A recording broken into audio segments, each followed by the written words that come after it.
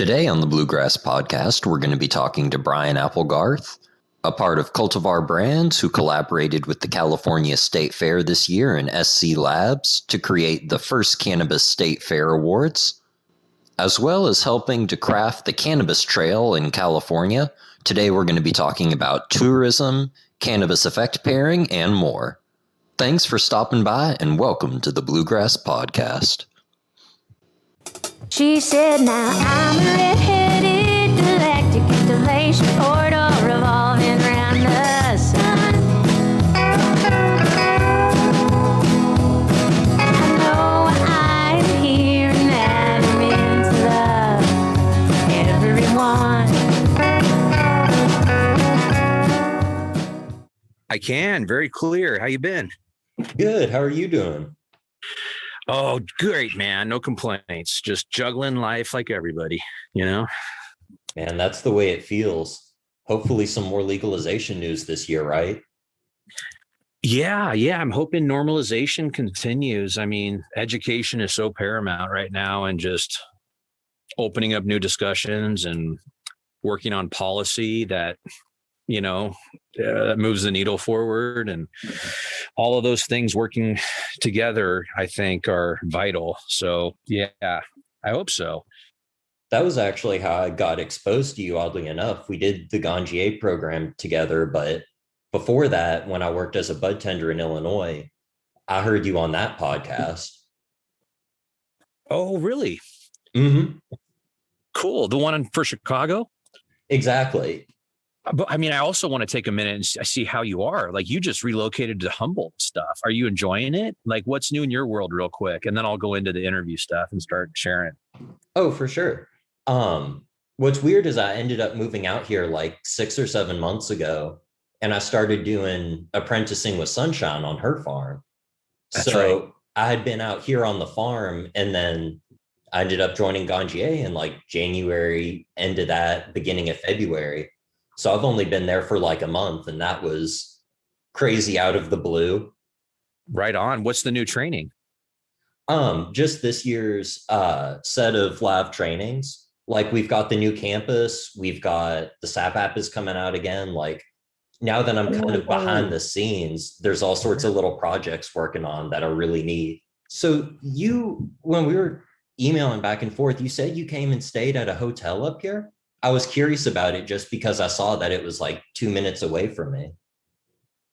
I've stayed at a few places up there, friends' cabins, and then that Benbow I often stay at. I've also stayed in Garberville at the Best Western, and there's a really cool place I like to stay up in Arcata that's called the Front Porch Inn.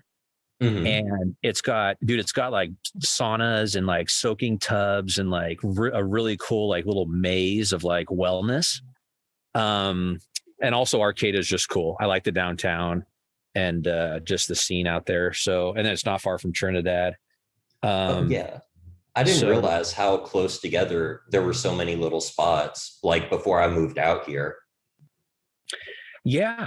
Yeah, no, I mean, I'm still exploring Humboldt too, but it's a big county, but it's got a lot of, I think, special regions, in their own way. I do love Southern Humboldt. I'd say Shelter Cove is one of my favorite spots for sure. So yeah, man, I hope you really enjoy it. And also just the culture, which you're probably understanding more and more, is like probably a deeper level than I do at this point. But I've always just loved the culture up there because it's really, I think in some ways it's really reflective of a culture that's had a close relationship with cannabis for decades. Mm-hmm. Because the relationship with time and space and nature is all very unique for the people that live up there, as well as in Mendo. And even where I live in Guerneville, it's kind of like that. It's a little bit more on a different pace than the rest of California, I feel. And 100%. Yeah. And different values, there's things that they value in a different way that I find really cool. And even the language, like the words, there's definitely this really special culture that I think is really an asset for California from a travel perspective. To kind of tie this back to that, it's one of the few places in California where I think you go and you feel this really amazing shift in, the way that the sense of place exists and is. And once you start peeling the layers back of the community, it's really cool to see how many creative people there are, people that work with wood, or, that have just, or that have a work-life balance that is such a different algorithm than what most others do that are more plugged into these urban centers. So, and then of course, when you have the abundance of nature, it just has a drastic shift because of the life that surrounds you. So, and the seasons are more prominent, all that stuff that, it's really, I think all those things feed into why it's so special, including the cannabis. Sure. Oh yeah. I love the nature part of it. I love when I leave Fortuna, I go down and then I get on the 101 and I just drive through the redwoods on my way to like help out on the farm. And It's like, this is magical. I can do this. This is a commute I can do. I like this. Yeah. Yeah. Yep. Like it's that mindset of existing in a quality of life that's sustainable instead of like working your ass off, hoping to reach another destination that's better in your mind. And I think that is also a signature of those communities, of really making it a priority to have a quality of life that's good day in, day out. Oh, for sure. And not to, so all that. Well, congrats on moving out there, and I'm glad you're enjoying it. I mean, and Fortuna is so well located centrally, so it's a good jump off point. Oh yeah. And it lets me keep helping out Sunshine, which is a big thing for me. Like in getting to take this job, it being remote, like I'm really glad that I get to stay right here and that it's so close to the training too. I'm like, all right, this worked out okay. Great. Yeah. I was lucky enough to visit her farm a few years ago, and I love it for a lot of reasons. Just knowing Sunshine, the brief time I met her, and how intentional she is with the way that she cultivates, but also the dry farming belt that she's in, and that dry farming kind of craft is fascinating, I think. And I mean, obviously it's like uber sustainable and regenerative too, because you're like using the natural cycles to a whole nother level. So I appreciate all that and I think next door is at Highwater Farms, I think. But I mean, anywhere around here, right? Like you go down the road and it's like 1, 2, 3, 4. Yeah. Yep. So I guess getting to part of the interview part. Sure. Would you like to tell people who you are? Because I feel like I've explained it poorly, maybe, like who exactly you are. Yo, I'm happy to. Yeah. So my name is Brian Applegarth. I really dove head first, or feet first, or all of it first into cannabis travel. And really 2014 is when I made the decision to really embrace the idea of being one of many to help innovate the future of cannabis and hemp travel. At that time, I was thinking in California, although I did have dreams of, smoking a joint in other countries in beautiful settings in a cannabis lounge one day. But, the idea of helping to be part of the story of the new era of normalized cannabis travel trends got me into it. And I was also at that time kind of disenchanted with this corporate job I was working in. So I was really at a transitional point, and I jumped into cannabis in 2014. The first thing I did was go and studied at Oaksterdam University in Oakland. And then just started consuming a bunch of documentaries, and really it's been just a ride ever since. I've met a lot of amazing people and pioneers and activists and cultivators and alchemists. And it's just a really inspiring space. So in 2017, I founded the Cannabis Travel Association. We're an international association. That's the united voice of cannabis travel. And I'm the chief strategist of an organization, a company called Cultivar Brands. And we're a strategic marketing and events agency at the intersection of cannabis, hemp, and travel. So what I do is I specialize in cannabis travel and hemp travel.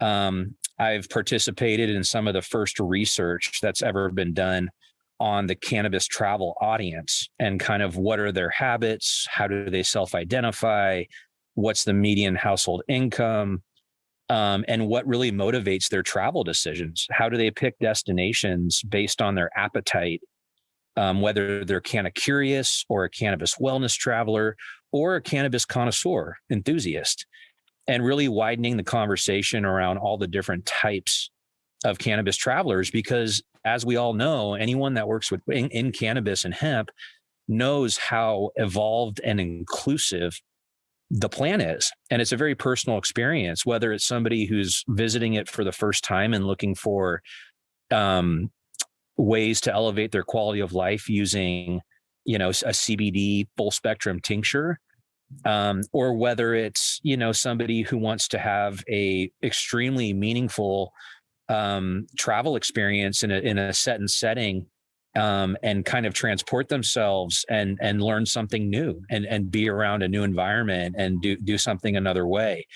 I also feel that spiritual health and mental health are very connected to cannabis as well. So it's a really wide conversation. And that's kind of where my work lies, is in helping to be a beacon and helping in my own small way to guide the normalization and the integration of hemp and cannabis travel in California, but also beyond. And today I work with 7 destinations in California on cannabis travel strategy.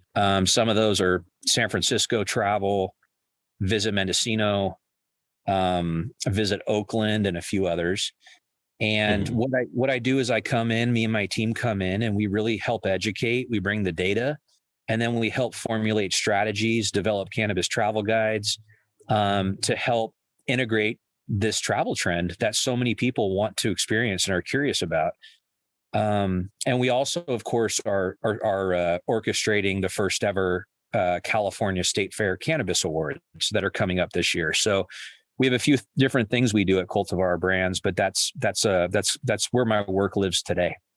Absolutely. And I'm glad you brought it up, because that was a question in waiting. When I heard Cultivar Brands, I was going to ask, so what was the process like of having the conversation with the California State Fair about, having a blue ribbon jar of bud appear alongside the pies and whatever else? Like, how did that get on the menu?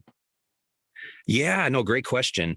Well, cannabis got legalized in California in 2016. And then, of course, adult use recreational sales started in 2018.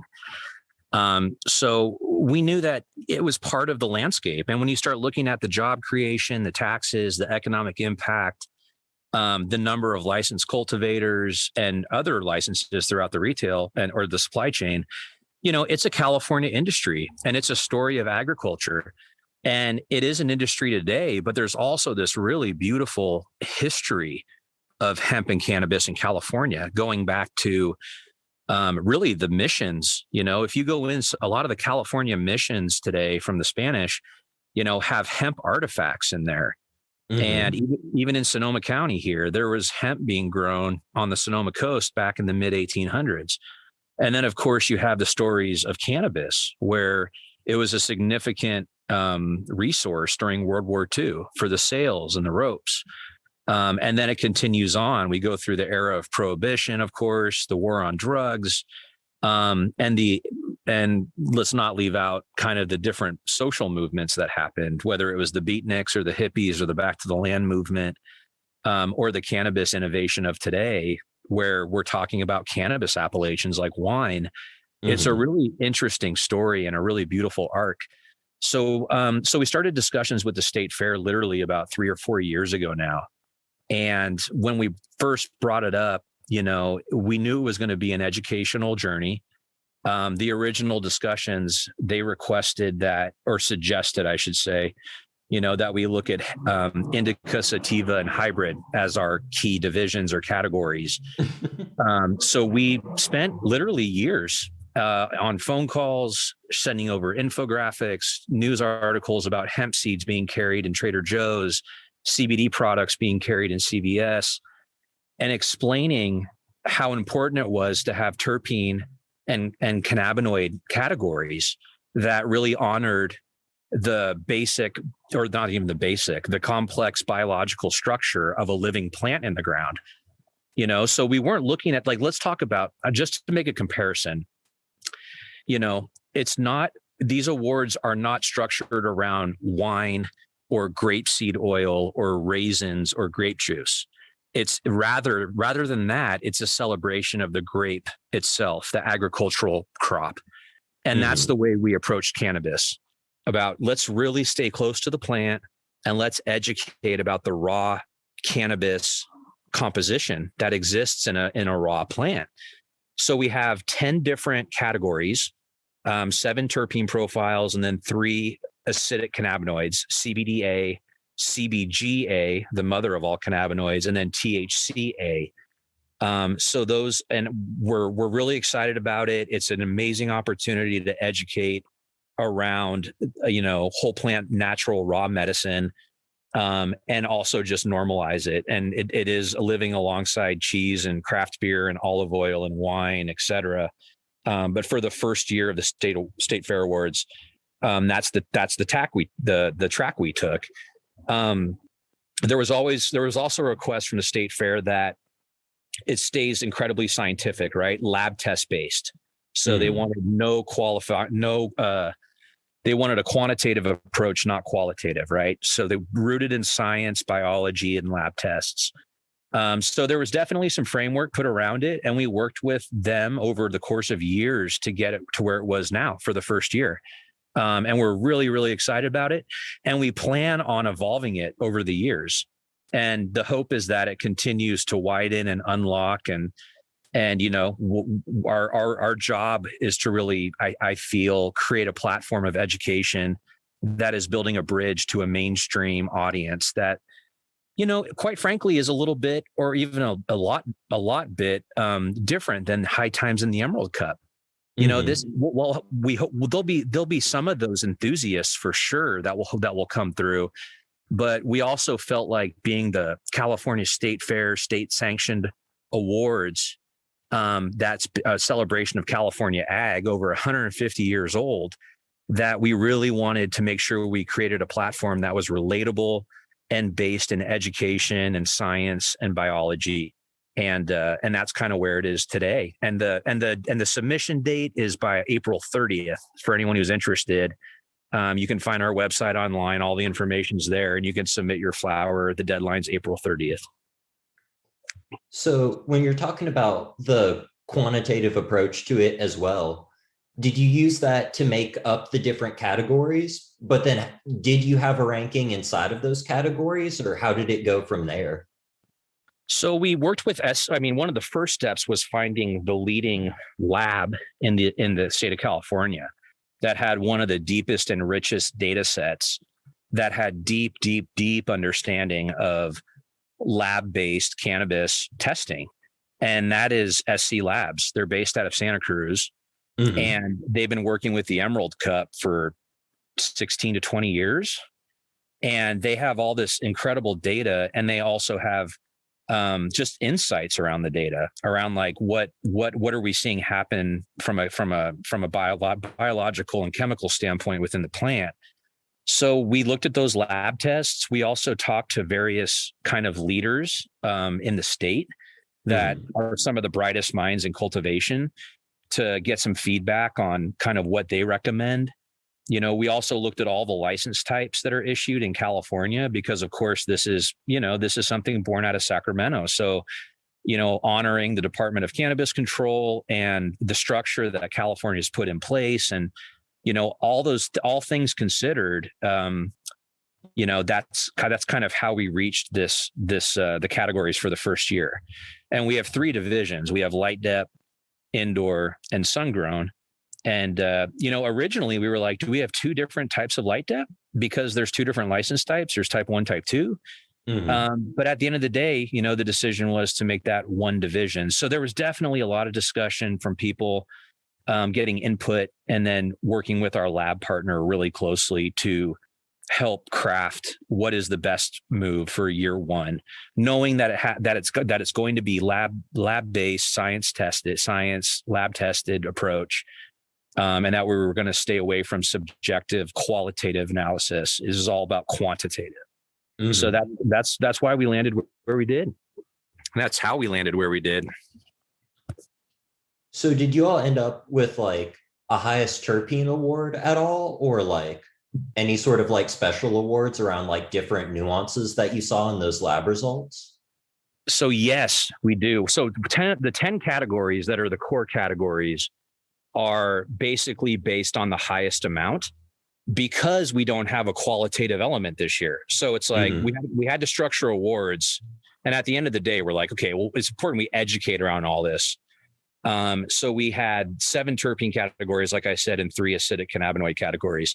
But we also have a co-dominant terpene award. So we did build that in so we could start bringing into the conversation the concept of entourage or ensemble effect.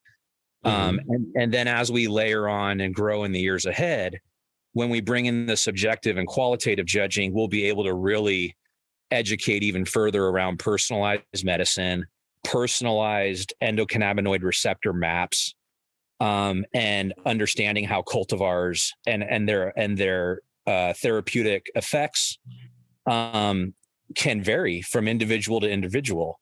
And all these are really big conversations to tackle. But for year one, we really wanted to draw out the 10 really key chemical compounds that need to be understood, and then bring forward in a smart way the codominant terpene discussion, so people can start wrapping their heads around, it's not just more is better, and it's not just the largest terpene wins. I mean, there's some minor terpenes in there that are incredibly interesting with how they modulate the therapeutic effects depending on who's taking it and what they ate that day.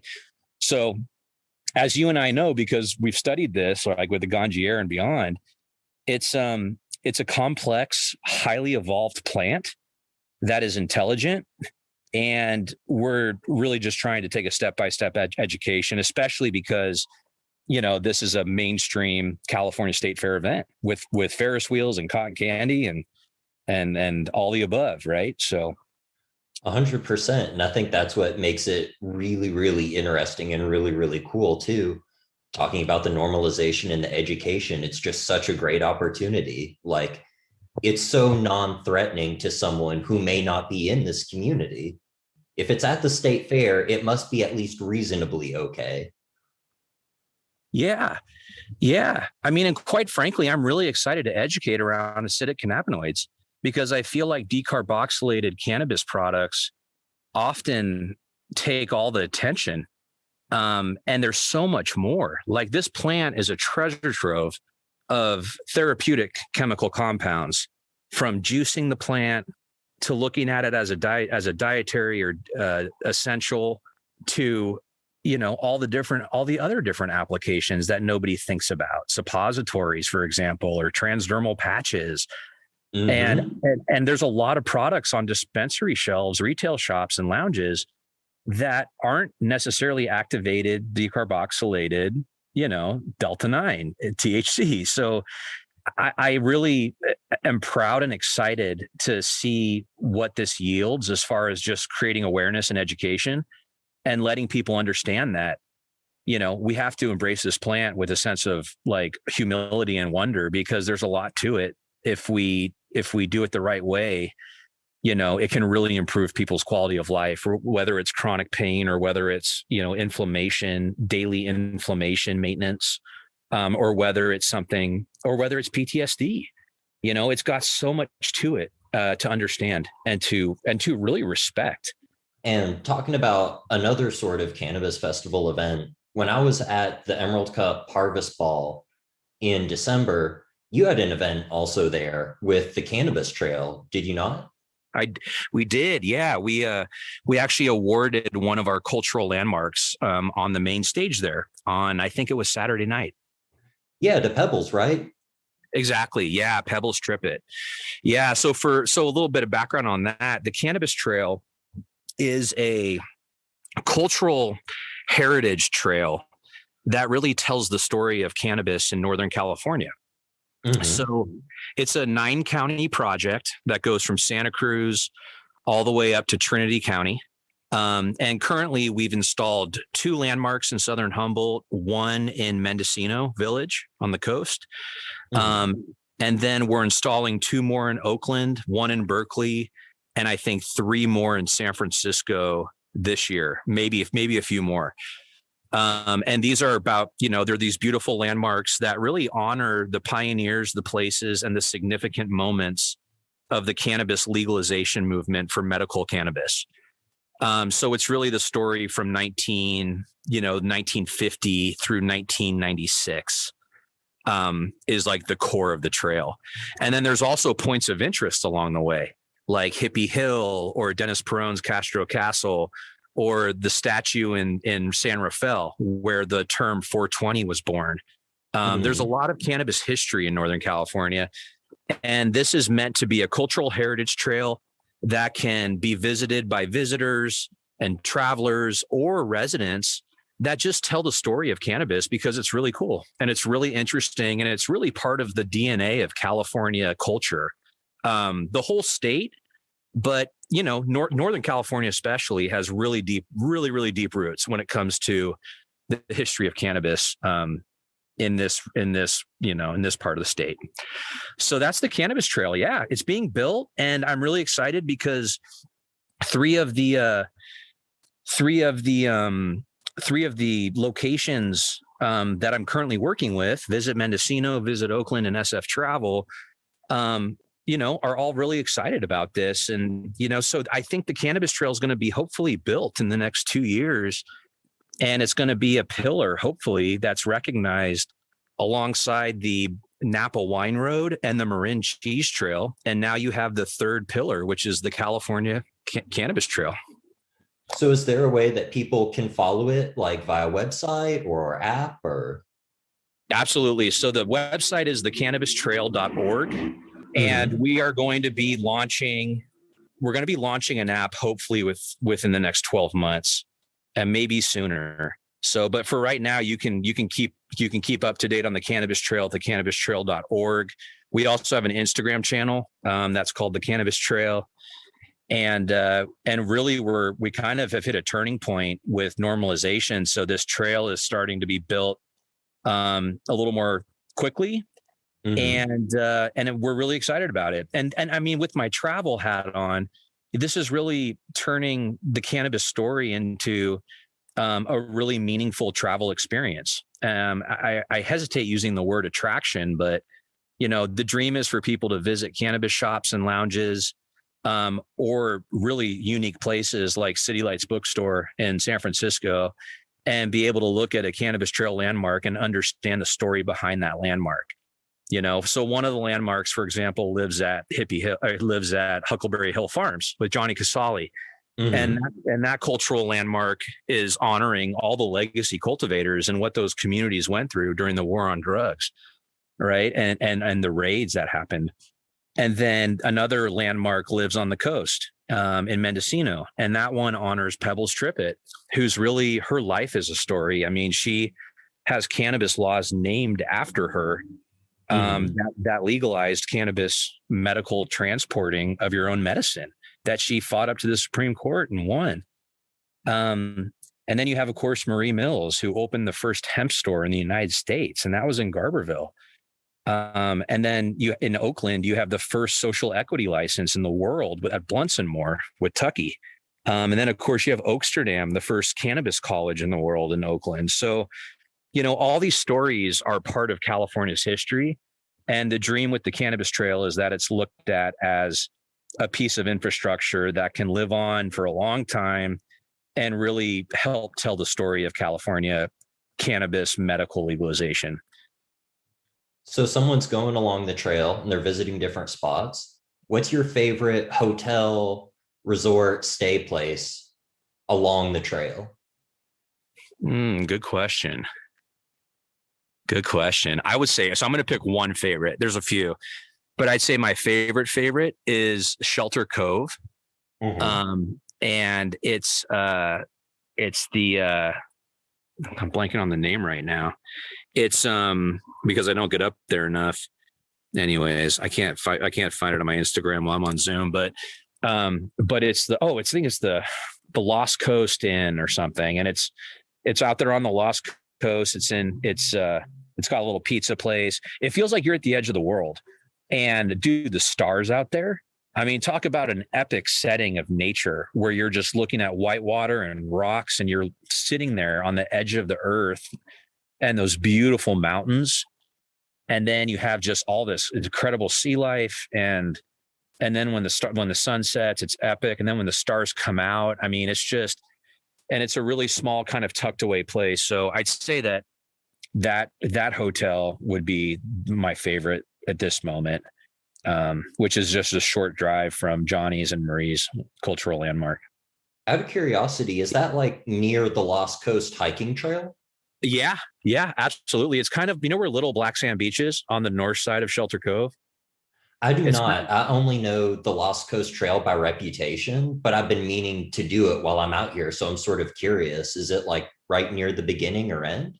It is. It's near it depends which way you go, but it's more of the southern part of the lot. And yeah. So, I think it's called Inn of the Lost Coast. I believe it's called. So, and I can send you a link to it, but it's highly recommend that. It's, it's a true escape, I guess, is how I would describe it. And it's really cool.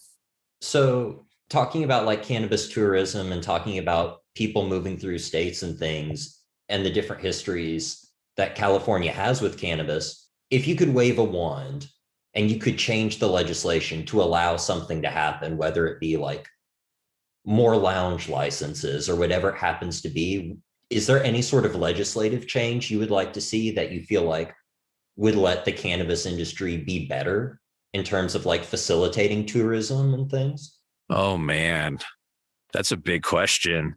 Yeah. I mean, of course there's so one that's in play right now, that's actually like in motion, that I hope really kind of does well and goes the distance, is the cannabis catering license. That the Cannabis Travel Association worked on this for about a year, and we have an author, and I believe, so that one is actually in motion. And that would be an amazing win for hospitality and travel, because, a catering license is very relatable, right? For venues, for hotels, they think of wedding catering, etc. So having a catering license would really give a familiar, very compliant tool and pathway for the travel industry to embrace this in a way that they haven't been able to. So I really hope that cannabis catering license goes through. So like, how would that work? Like in terms of the license itself? Yeah. So, I mean, it basically takes a slightly different approach to, it has nothing to do with retail. It's more about staging it at a private event and being able to distribute it and for people to consume it. And it has a couple mechanisms where it's got larger limits than the typical 28.5 grams for any consumer walking into a retail shop. So it almost creates another layer of opportunity for cannabis integration in hospitality and hotels and travel. And it's really based around it provides the capability to work with a private group let's just say a ganjier, to be able to offer a service where they can come in and they can have product to display and to be present, to distribute and to provide cannabis to adults 21 and up who are interested in consuming in a normalized way, where it gives a clear pathway for that kind of ability. So, there's a lot of work still to be done, but where it's reached right now is definitely a success, and I hope it continues down that path. If I was to look at other like legislation I'd like to see changed, I mean, I really feel like direct to consumer sales, honestly, and direct to consumer access in general, for not even just cultivators, but like manufacturers and plant-based alchemists and, people to be able to share their craft and story with consumers is really important. 100%. Well, and it would also allow for like online sales in a completely different way as well. you can just go to the website of whatever manufacturer it is and just, like you said, order it directly from them. Yeah. Yeah. And I also, and I mean, I think that resonates with me too, because, and it could be because I work in cannabis travel. So I'm close to, the plant and the way that and what it offers and what it stands for. And you see the passion of the people that produce this. And I believe that, I mean, and this isn't a new concept. I mean, people talk about home cooked meals or making things with love. I mean, and I think cannabis is such an intuitive plant that even though we can't measure it as humans, there's some kind of quantifiable, or even qualitative, both. Oh, also, it's good for craft places too, being able to sell directly to consumer. Craft beer places do it. Bourbon distilleries are allowed to sell directly in their gift shop. Like, I don't see why it's such a big jump for cannabis either. Yeah. And I hope it gets there sooner than later. Yeah, because education is paramount. I mean, again, it comes back to just the complexity in a great way, the extraordinary abilities of cannabis, and having people with great knowledge be able to share their story and their craft is important. And the different types of cultivars. I mean, I still have conversations where everybody thinks every cultivar is 17 to 35% or whatever. And it's like, I feel like Harlequin and Canasu and even AC/DC, like they just people don't understand the complexities around the cultivars available, the spectrum of cultivars available, of medicines, of products available. So getting the information out is really important. And also we have this amazing opportunity, but also the complexity around maintaining the conversation of cannabis as a medical application versus adult use recreational. And of course, that immense space in the middle that is wellness and being well and well-being, where cannabis really, I think, to the point of the plant itself, like promoting homeostasis and balance in the body, it kind of exists in that area, that very wide middle ground area of well-being and wellness. And, and it just depends. It really depends on what time you're alive in of how you define medical. I mean, I always go back to the AIDS epidemic where cannabis as an appetite stimulant was a form of medicine on the front lines of one of the worst, most horrific epidemics that we've ever seen that was killing people because they couldn't eat. And it's so, what used to be the munchies became something that was a medical application. So, and then what's the version of today, and how do we keep all those different realities present and known about and communicated out? And I think that's where a lot of the importance too is yeah, I think, obviously direct to consumer sales would be amazing as soon as possible, but also just having great funnels of communication and education for consumers and working extremely closely with retailers and events and lounges and delivery services to be using the right kind of lexicon and words and concepts and methods to be able to educate and support, new consumers that need to understand how to engage with this plant. Exactly. And I think that's what makes cannabis so interesting too. Like, we're talking about educating people about normalizing it, but it's an odd reverse direction because we've been taught so much in terms of like how we perceive our agriculture that only a select few repeatable things are considered like valuable products. And cannabis comes in the opposite direction in a weird way and blows that aside by saying, no, there are these infinite variations in the genetics that produce different results in human beings. Whereas, and I think like a good example of this is like apples. There used to be way more varieties of heirloom apples, and now it's really hard to find them.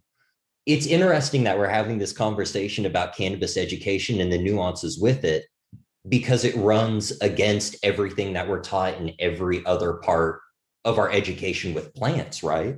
At least that we consume in the supermarket. Well, totally. Especially people that are probably, I think I'm a little older than you, but you're in my age, because we grew up in such an era of kind of supply chain built industrialized food, right? So we live in an interesting time for this conversation, because And I hear you loud and clear about apples and heirloom varieties and losing those. And for the sake of what? For shelf life?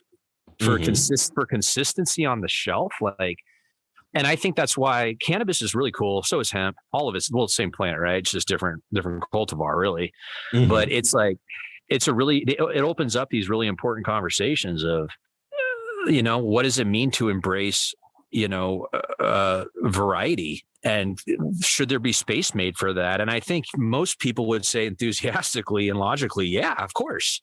Like if there's seeds that produce a certain kind of food, or medicine, they probably exist for a reason, right? They probably are in existence in the world for a reason.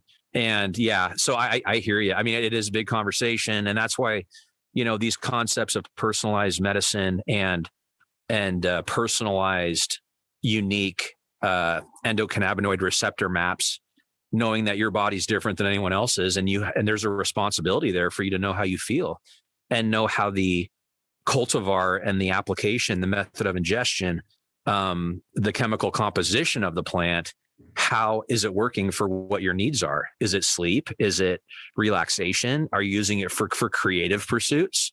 Are you using it for, something else, pain relief?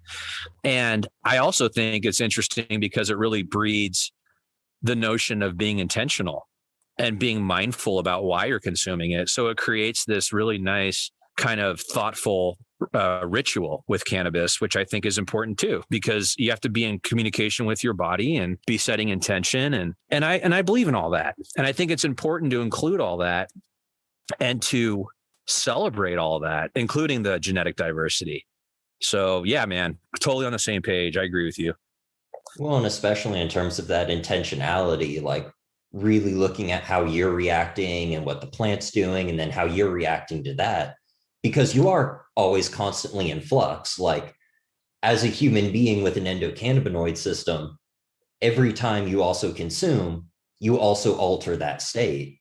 So it's about trying to maintain that balance, right? And I think that's what I appreciate about what you're doing with the state fair and with the Emerald Cup and other places, is trying to expose people to these different concepts, but in a way that's not scary, right? That people can understand who may not be in this.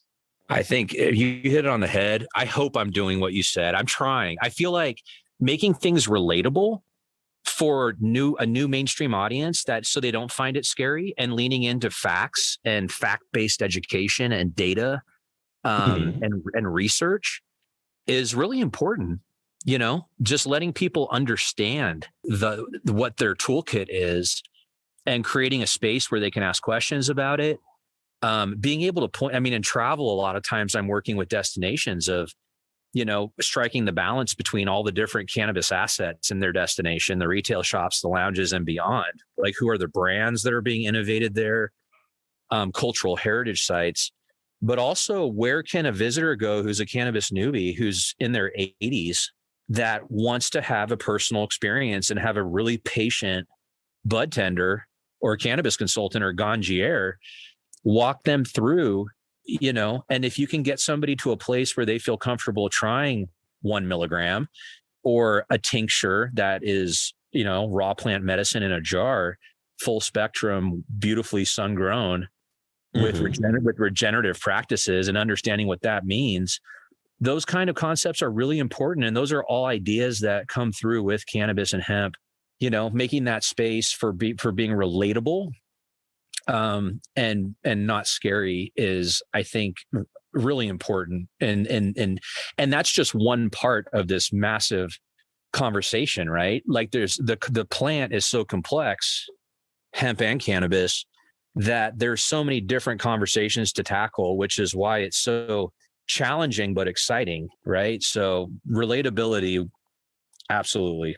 100%. Well, like we're talking about in the public way, also in terms of legislatures, because I know that legislators and some representatives also do have trepidation and certain fears about interacting with this. So bringing in something like the state fair, where you're exposing, state officials, government officials, I don't exactly want to say people on the inside, but like access to a new group of people who may not be as familiar in an important way too, and showing them that there's not as much of a need to fear it as there is understand it.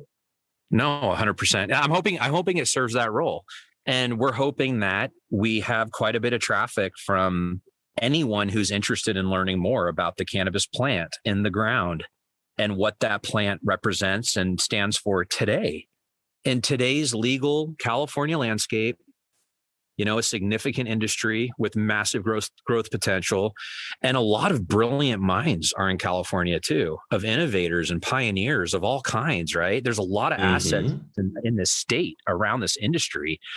So understanding the plant's full potential, or even just a part of that full potential, is vital. And just like, dude, anything that comes out of prohibition, there's a huge lift for the first 10 years, at least, of just getting the conversation current and factual. And that's hopefully the state fair will be another step in that direction.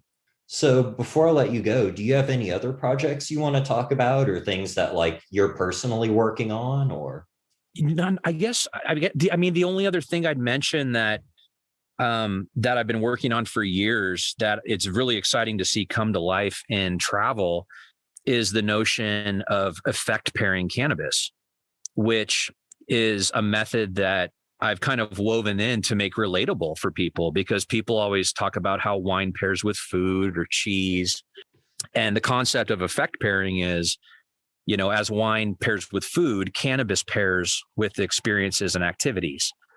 And then really in the travel world, when you serve a visitor in the future to California and they want to have a cannabis experience, whether it's in Humboldt or San Francisco or Greater Palm Springs region, asking them what their itinerary is and helping them understand which types of products and cultivars and terpene profiles can perhaps support a set and setting that they're going to, whether it's live music, or maybe they're going to go to kind of a cannabis beverage painting class, instead of a wine and painting class, it's going to be a cannabis version of that, or a puff and paint. And what kind of cultivar is complementary to the environment that they're going to be walking into. A really easy example of this that I think is relatable, back to that word again, is my belief is that, what used to be the munchies with Cheech and Chong became a frontline medicine during the AIDS epidemic to stimulate appetite and save lives. And the new version of that, which doesn't discount the other two, but the new version of that in today's travel world is cannabis as the new vermouth, as a precursor to a Michelin star meal, to bring out the aroma and the flavor and the texture of the food in a way that is enhanced. And I like this idea of effect pairing too, like you're talking about, because I think it lends a lot of credence to the idea that cannabis isn't just about sitting in cannabis. Cannabis is a complement to so many things. It is. It just needs to be taken mindfully. People need the knowledge, and they need to have the safe space to interact at their own kind of appetite. And I think that's the challenge and the opportunity, is to be able to create those spaces. And of course, my focus is all around the visitor economy. And what is that customer journey from arrival at the airport to departure at the airport? And does it feel normalized from hotel to retail shop to cannabis lounge to going on a hike in the redwoods? And how do they all thread together to really make one cohesive experience that really is an expression of the sense of place in a really authentic way that is sustainable for the community and really adds to the community? Thank you for stopping by, Brian, and for doing this interview. I really appreciate it. Thanks, Elijah. You have a great Sunday evening. Thanks, man.